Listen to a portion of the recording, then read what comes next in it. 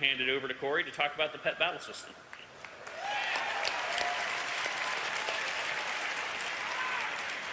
All right, I'm super hyped to talk to you guys about this feature because I think pets are something that pretty much everyone that plays World of Warcraft probably has a pet in some way, shape, or form.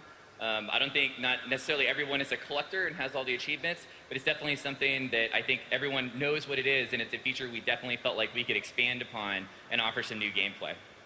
Whoa. There we go. So what exactly are we doing here? Essentially, you're going to be able to collect, you're going to level, and you're going to fight with your pets.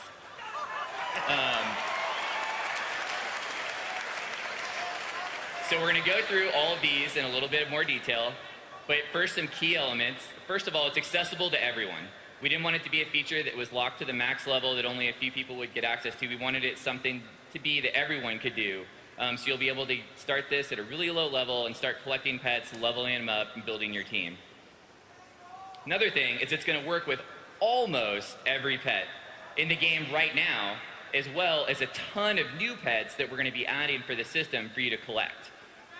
So for all you people already out there that already have, say you've got 100 pets, you know, most likely almost all of those pets are going to work with the system right when you get it. Now granted, you're going to have to level them on your own, but they'll still be able to work with the system.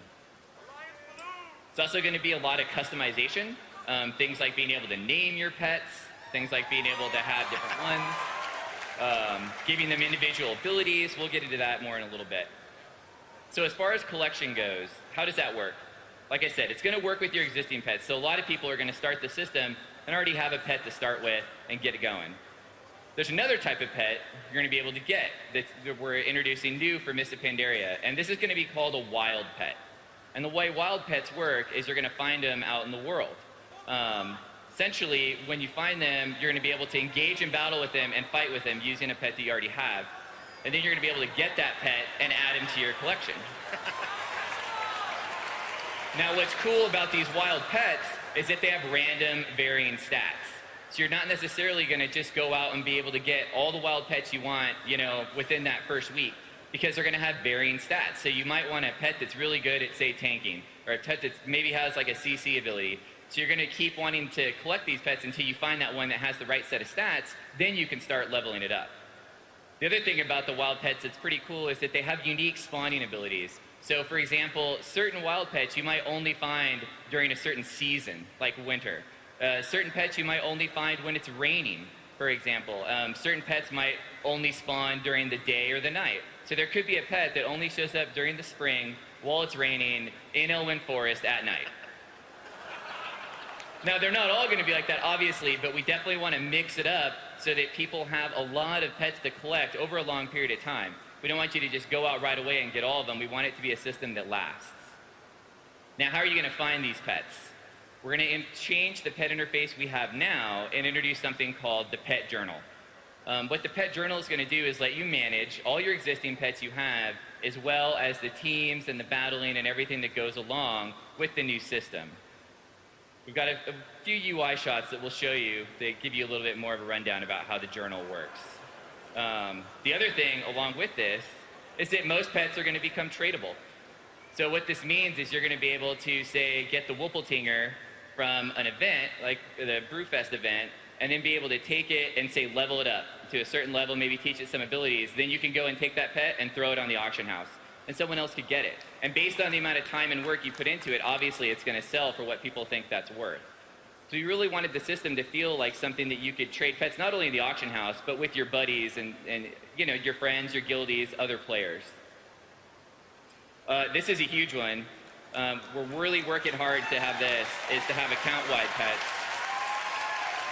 Meaning that obviously if you have a set of pets on one character, you log in another character, you know, you'd be able to use those same pets. If you got a pet up to level 14, you log in another character, that pet's still level 14 and you have it. You don't have to do it again multiple times for all the pets. So here's a look at the pet journal. Just like the mock-ups Tom showed you earlier, these are all mock-ups of how we think the UI would work from our UI team. So over there on the left, you've got your list of pets. You can search and filter through to find the ones you want. And then over on the right, you can see that pet's stats, And then at the bottom, you can see the abilities that they've unlocked. We're looking at unlocking something like 6 abilities over 25 levels. And then on the right, there's an interesting spot called location. And if you click that, you're actually going to be able to find out where can you get this pet in the world. So instead of having to alt-tab out of the game, go to the web and go to a database site and try to find out, well, where can I find this guy? Where does he spawn? Where do I get him? Similar to what we did with the Dungeon Journal, where you could see all the items and find out what bosses dropped them, you're going to be able to find out where to get all your pets straight out of the journal from within the game.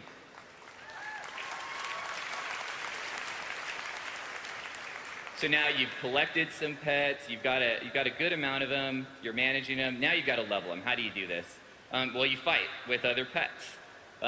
When you win battles, you earn experience, and experience levels your pet. As you level, you're going to learn new abilities that you can then use in battle. Now, you're also going to have slots to place these abilities in. Every pet can use 3 abilities in battle at one time. So a pet's going to learn 6, and you get to choose any 3 of those and place them on your pet to use in the battle. And I've got it mock up so you guys can see how this looks too. Every time you level, you're going to earn stats as well. So the higher level your pet, obviously it's going to be stronger as it's growing. Now you're going to be able to level multiple pets because you're going to want to build a team. You don't want to just take one pet and get them all the way up. You might want to take a couple pets and level them all up together so that you can have a team of pets that are at similar level. So here's a look at the team interface. So this is also within the journal, it's just a different tab. And so here we've got a team. This guy has 2 pets on his team, and you can see those 3 slots for abilities where he's dragged an ability in. And those are the abilities that when this pet goes into battle, that's what shows up on the bar, and you can press that ability to use it. So over on the left, these are the pets and their level, and then on the right, you just drag them over, and that's how you would build a team. Now, how does the fighting work, right? So now you've got a pet, you've leveled them up, you want to actually fight against someone and use all this stuff that you've been earning. So you're going to be able to fight both in PvE in the world against the wild pets, but you're also going to be able to fight friends and possibly enemies using the PvP battle as well. One thing that's different, it's going to be turn-based. So we wanted to slow things down a little bit from WoW combat. WoW combat's super fast. You know, people can sometimes die in like 15, 20 seconds right away. So we wanted to introduce something that felt a little different, could slow it down, and it's something that's a little bit more of a thinking game. So mechanics-wise, you know, it's not going to be something that's going to move so quickly, you're not necessarily going to miss it or know what happened. So we wanted to give something that felt a little bit different. So it could be, you know, just people that might want to focus on that could have a different piece of content to focus on. Kind of like we were saying earlier, that we want content for everyone. We want to have a feature that a lot of different people could play, not just something that's for a small segment of the population. So you're going to fight with a team of 3, and we're going to allow you to queue. Just like we have dungeon queuing, you know, you'd be able to queue up and go against another group, and we'd look at the level of their pets so we could make sure that we put you against other pets that were within the same range. So hopefully you'd have a fight that feels there's something about the level that you could handle. So here's a look at what it would look like. This is just a mock-up. So one thing that's important is we want to keep the WoW characters in the scenes for the fights because they're important. They're the ones that are collecting the pets. They're the masters of the whole system. So we want to have the WoW characters actually be a part of it. When your pet does an ability, you know, your guy might do an emote. He might do something that makes sense going along with that ability that you used. You can see the bar at the bottom has the abilities you'd be casting, and then you can see your other pets kind of underneath the portraits there. This is just a mock-up, like we said, but it's, you know, something we could envision it looking like. So customization, like I said earlier, naming your pets is a big thing. So you could have a pet that you've had for a really long time, and you finally be able to give them a name, and then see that name in battle. We're also talking about having items. So imagine the idea that you could have an item that we'd have an item slot on the pet. You can equip an item. Maybe you could even put gems in that item so that you could modify the stats on the pet as well. So we could pull in some of the profession systems. You're going to be able to do individual builds like we were showing you earlier with abilities. So you can take a certain pet and change his abilities and change his slots out so that your team will feel different from other teams around you. And finally, we've kind of got this concept of masters. So you're going to be able, we wanted to really have people that are into the system feel like they could travel around the world and have a reason to go to other places. So you're going to be able to go to, like, say you're going to go to Tenaris, and there's a goblin there that's really great with training mechanical pets. So you'd be able to go there and fight him, and if you can beat him, he'll grant you what we're calling a master ability. And then you could use that ability on any of your pets to fight in battle. So here's the look at how this could work. So this guy's got 3 abilities at the top right now, and then he's chosen a master. And then over on the right, we see the map, and that shows you where you can go to fight that master and the ability that you could get. So it just adds a little bit more depth and customization into the system as a whole. So that kind of wraps up the core features. So now I'm going to talk to you guys a little bit about some of the dungeons that we're expecting to have. We're looking at doing 9 new dungeons for Mists of Pandaria. We're super excited to be able to do a lot of different new dungeons, a lot of awesome looks.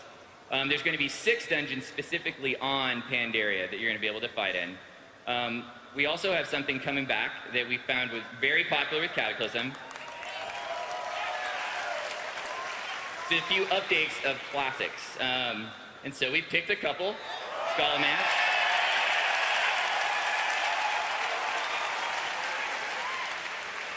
And what's cool about this is we've gone into Scholomance and it's got a new layout. It's gonna have bosses that are reworked with all new abilities. It's gonna be a little bit easier to navigate, not so complicated, but still it's gonna feel really cool, really fresh. And we're gonna talk a ton about it in the dungeon panel later today. The other one is Scarlet Monastery. So Scarlet, as you know it now, has 4 wings, but some of these wings only have 1 boss, and then we have another wing that has a ton of bosses. So we wanted to take it and make it feel a little bit more even. So we're going to redo Scarlet Monastery completely and introduce it as 2 separate wings as their own unique dungeons with their own bosses.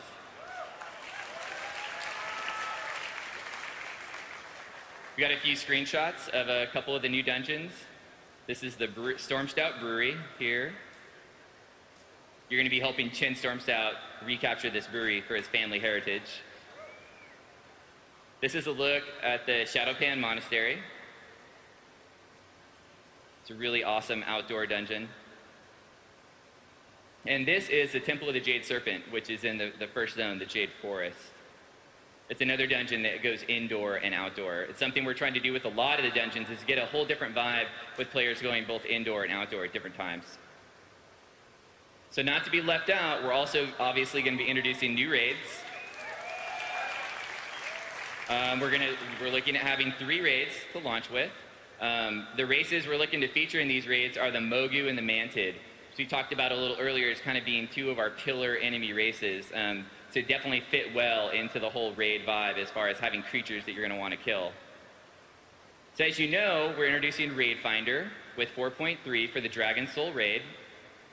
In Mists of Pandaria, Raid Finder is going to be available for all raids, right from day 1. So all the raids are going to have essentially 3 difficulty levels of Raid Finder, Normal, and Heroic right off the bat.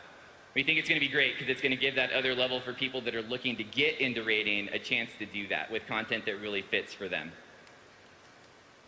And like Tom mentioned earlier,